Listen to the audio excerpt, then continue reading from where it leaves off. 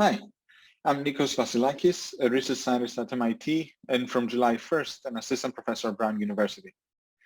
If you're seeing this video, it means that I didn't make it to SysStore because of some paperwork related to my adjustment status in the US did not arrive in time. In this talk, I'll present PaSh, a shell script parallelization system that received the Best Paper Award at Eurosys last year. But rather than giving the Eurosys talk, I'll give you more of a overarching and retrospective talk of the kind of view that you get 2,000 plus commits later, 20 plus contributors later, and several results later. All of the work you'll be seeing today is open sourced, has joined the Linux Foundation, is under heavy development by folks from several institutions, and is available for download and experimentation using the link in the middle of this slide. Shell scripts are used pervasively. They are used for orchestration and deployment of modern container workloads, for succinct and concise data processing, and for other automation and configuration tasks in modern Linux and cloud environments. For example, here's a data processing script calculating maximum temperatures across the US over a 5-year period. Here's a fragment from PaSh's cross-platform installation and configuration scripts. Here's a fragment of a container deployment script. Here's another script, and here's another script, all of which are supposed to convince you that shell scripts are used pervasively. Now, if I still haven't convinced you, here's a plot of the most popular programming languages on GitHub over the last decade. Shell scripting is in the 9th place, moving upwards. And note that this is across hundreds of languages and has been around for many years. Why is shell scripting so popular? Well, a significant part of the reason here is that it occupies a corner like no other language. The shell makes it trivial to combine components called commands written in any programming language. Think of Lego blocks. In a single shell program, you can combine components in Python, in Ruby, binary executables, shell scripts, basically any program available in your computer system. To better understand shell scripts, consider a little spell checking program that will be used as a running example throughout the talk. The first command streams two markdown files, shown here on the right, into a pipeline that first converts characters in the stream into lowercase, then removes punctuation and emits one word per line, then sorts the stream in alphabetical order, then removes duplicate words, and finally filters words out from a dictionary file. The second pipeline counts the resulting lines, reporting the number of misspelled words to the user. This is likely the smallest spell checking program you will ever see, and it illustrates the power of quickly combining existing software components written in any language, sort of the hallmark of the Unix design. But what if, instead of two small input files, we had 0.5 terabyte of input data? Well, to accelerate the computation, we'd want to leverage some sort of data parallelism, right? First, split the 0.5 terabyte input data, apply the computation in parallel across partial inputs, and finally, cleverly combine the results to produce the correct outputs corresponding to the outputs of the sequential execution. To achieve such data parallelism, however, we're left with basically two alternatives: either rewrite or rewrite some more. By that, I mean that we have two options. Option one, you can either use tools such as GNU Parallel, but of course you should be prepared to deal with discovering and mapping divide and conquer parallelism manually, and with source code changes that result in ugly and unmaintainable shell scripts, as I'll show you in a second. Or two, you can rewrite the entire program in a language that supports parallelism, but then you forgo all of the benefits of succinct and language agnostic program composition. You're out of Legoland. That is the hallmark of the Unix design. So here are the two current solutions: GNU Parallel on the right, applied only on the first pipeline node, and Python on the left, still without any modifications to introduce parallelism. But that's only what it takes to rewrite the earlier program in Python. We believe we deserve better, and thus we've been working on a system called PaSh that parallelizes shell scripts automatically while maintaining strong theoretical and practical correctness guarantees. There are many interesting results as part of this effort, including the recent just-in-time compiler that was just accepted at OSDI this year. I'll focus primarily on the ahead-of-time compiler presented at Eurosys because it makes it much easier to understand what's going on behind the scenes. Towards the end of the talk, I will describe various extensions, developments, and modifications that offer additional benefits. At a high level, the PaSh system takes you from this to this. That is, just by invoking a script with PaSh, you get data parallel execution on completely unmodified shell scripts. How is this possible? Well, still at a very high level, PaSh parses a sequential script, applies a series of program analysis and transformation steps to emit and immediately execute a parallel shell script. The new script is a normal shell script that runs on a completely unmodified shell interpreter. It just uses Unix primitives to guide the parallel execution of the program, plus some PaSh-specific commands to improve the performance of the new program and maintain its correctness with respect to the sequential execution. The three main contributions of the PaSh system as presented at Eurosys are: one, a parallelizability study of GNU and POSIX commands, coupled with an annotation DSL for describing the parallelizability properties of black box commands; two, a compiler subsystem for analyzing and transforming the sequential shell program into a parallel shell program; and three, a collection of components providing runtime support. I don't have time to cover the details of the parallelizability study and annotation DSL, but we'll just mention that PaSh comes with annotations for many GNU, POSIX, and other third-party commands. So if you're curious about how these annotations look like, they're essentially partial specifications mapping first-order predicates about the existence or absence of certain arguments, flags, and other parameters to some metadata related to a parallelizability class, some ordering constraints, and some additional information. Okay, now I'll use the spell checking program to show you key ideas behind the second contribution of the PaSh compiler subsystem. The first thing that the compiler does is to convert the script into an abstract syntax tree and then identify Dataflow regions. Dataflow regions, in pink and purple over here, are script fragments composed only of some command composition constructs that may allow parallel execution depending on the commands used in these regions, but not other composition constructs that operate in synchronization barriers. Example, Dataflow regions can contain pipes, but cannot contain semicolons, which denote sequential composition. The compiler then converts these regions into an intermediate representation encoded as a Dataflow graph. Nodes in the graph correspond to Unix commands, processes, executing processes, and edges correspond to inter-process communication channels such as Unix, pipes, or FIFOs connecting these processes. The compiler then applies parallelizing transformations. For now, we will focus only on the first Dataflow graph. So it first parallelizes individual commands, adding nodes for splitting inputs and merging partial outputs, such as in the TR couple of commands over here, and then starts pushing parallelism further across the Dataflow graph, first to the two TRs, and then towards sort and other commands. Finally, the compiler translates the parallel Dataflow graph back into a shell script by encoding nodes as concurrently executing commands and edges back as FIFOs or Unix name pipes, essentially laying out the entire graph on the file system. It leverages explicit synchronization primitives provided by the shell, such as ampersands and waiting primitives, to guide the parallel execution. Note that this is a normal shell script that can be interpreted by a completely unmodified shell interpreter. There is essentially nothing special about this shell script. It could be written manually by a shell developer. This concludes the compiler component, but then there are additional runtime challenges that PaSh needs to solve through its runtime components, which I'll describe next. These challenges are related to the performance and correctness of the parallel script. Unfortunately, there is not enough time to present all the challenges I'd like to present today, but just to give you a flavor of the kinds of runtime solutions I'm talking about, I'll focus on the first challenge. So essentially, the fact that Unix pipes are designed to operate on infinite streams and thus are inherently lazy, blocking the parallel execution of segments of the graph that should normally be able to proceed in parallel.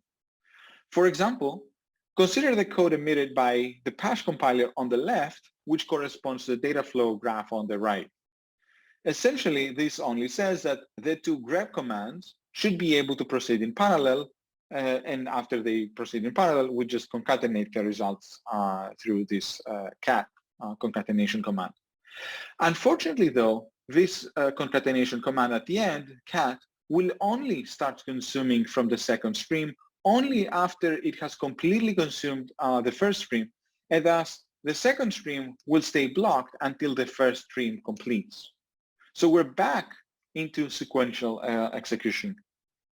Now, one solution in Unix could be to use intermediate files on disk. So let both streams proceed by writing to files in parallel, and then when they're complete, simply have cat read these files. This would provide, indeed, data parallelism, but at the cost of task parallelism. A better solution would be to develop eager buffers, and the way we've exposed this in PaSh is through another Unix command we call eager, which takes as argument an input-output stream pair and implements a ring buffer with the option to overflow onto the file system. Apart from the performance benefits of allowing all parallel fragments to actually proceed in parallel, the cool thing about this modular implementation is that it stays within the Dataflow model. That is, it's still expressible in the translation to and from the Dataflow graph. There are several other runtime challenges I can talk about, but I'd like to show you some results. So I'll show you only two experiments. There are many, many more experiments and results that can be found in any of our papers. In the first experiment, we take 10 classic scripts written by experts, and we run them under several PaSh configurations. I did not have time to discuss all of these configurations, all of PaSh runtime primitives. Again, I showed you only one runtime challenge. So please focus on the green and blue lines. Green is without any support from the PaSh runtime. So it's only the benefits we're getting from the PaSh compiler. And then blue is with full runtime support from PaSh. So the x-axis is parallelism degree. So you see 4x, 8x, 16x, and a bunch of configurations. And the y-axis is speed up over sequential. So higher is better. The key takeaway here is that the average speed up for, say, 16x is 5.9x using only the compilation subsystem, and 8.8x if we add runtime support. That is, we get an additional speed up of 3x from PaSh's runtime components. In another experiment, we use the weather analysis script from the Hadoop book. The sequential script takes about 30 minutes to download and pre-process data and about 10 minutes to run the analysis. So PaSh offers a 2x speed up for the first part and an order of magnitude speed up for the second part, resulting in a 2.5x speed up for the combined program. Note that traditional parallelization frameworks focus only on the second part, leaving the majority of the opportunity on the table. That is, with PaSh, not only don't you need to write parts of the computation in one of these frameworks, but you also get benefits from a larger fragment of the program that does not fit in these traditional models of parallel computation. This completes the main PaSh overview. Zooming out, I want to take a few minutes to talk about recent developments and where they fit as part of this effort. So our ICFP paper proves the correctness of PaSh's core parallelizing transformations while proposing a new Dataflow model for accurately capturing the semantics of complex Unix pipelines. The Dataflow model is order aware in that the order in which a node in the Dataflow graph consumes its inputs from different edges plays a central role in the semantics of the computation and therefore in the resulting parallelization. The paper also formalizes the translation from the shell to the Dataflow model and from the Dataflow model back to a parallel shell script. And most importantly, it formalizes and proves correct all of the parallelizing transformations applied in this model and as implemented by PaSh. While working in this model, in this paper and the model improves, we uncovered a critical bug in how PaSh was parallelizing inputs related to duplicate streams, which led to some of us spending the holiday break implementing PaSh's transformation pipeline and eliminating the bug.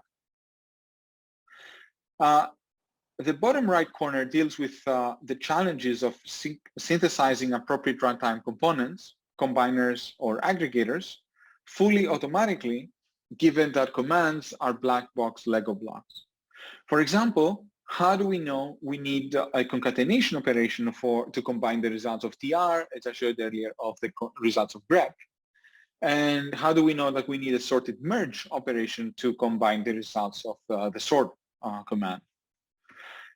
Finally, the top right corner deals with the dynamic behavior pervasive in shell scripts, variable expansion, environment variables, the file system, a bunch of dynamic behaviors. To deal with this problem, our recent OSDI paper shifts the entire PaSh compiler subsystem from the ahead-of-time design I showed you earlier to a just-in-time design that interleaves evaluation and optimization, discovering many, many more opportunities for data and task parallelism. A first pass prefixes every sub-expression in the script with runtime hooks that call a modified PaSh at runtime to repeatedly expand and optimize, and expand and optimize, and expand and optimize. You get the idea. There are several challenges related to state management, but also with keeping the overhead of the compiler low, since now the compiler is on the critical path of the program's runtime execution, so because it's involved constantly while the program is executing, so we need to keep the overhead of the compiler as low as possible. There are two major results here that together achieve a new milestone. First, full POSIX compatibility. PaSh will not break your shell programs, no matter how advanced POSIX features they use. You can have all sorts of expansion, dynamic interpolation, dynamic interpretation, you name it, all sorts of features, PaSh will still not break your scripts. And second, the just-in-time version offers significantly better performance, discovering many, many more opportunities for optimization. So to reiterate, the end result is that PaSh today can be used as a drop-in replacement for any non-interactive use of PaSh and give you significant performance improvements. This work wouldn't have been possible without the hard work of many, many exceptional people from several institutions and a small but increasing number of open source contributors, especially after PaSh joined the Linux Foundation. So thank you to the Linux Foundation and all these contributors. To recap, I hope you leave today's talk with a few messages. First, shell scripting is pervasive and quite a nice research playground. Two, programming with sort of language agnostic Lego blocks is great for developers, but comes with a bunch of automation challenges that require new insights to solve. And three, parallelization of these programs in a way that combines performance, correctness, and automation is indeed possible. Please visit the website, follow PaSh on GitHub, and take it for a spin. And remember, we're always here to answer questions and support you in any way possible. Thank you very much. So does anyone have a questions on this emerging technology?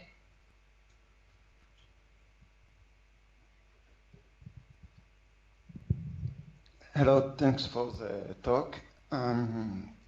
Why would you create eager when you have a stdbuff that, if I understand correctly, essentially does the same?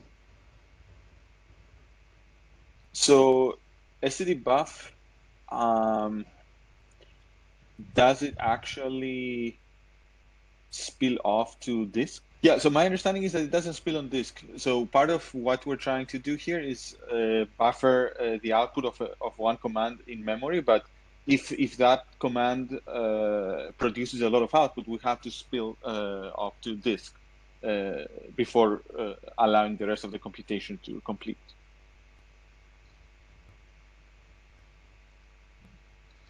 Okay, thank you. Thank you.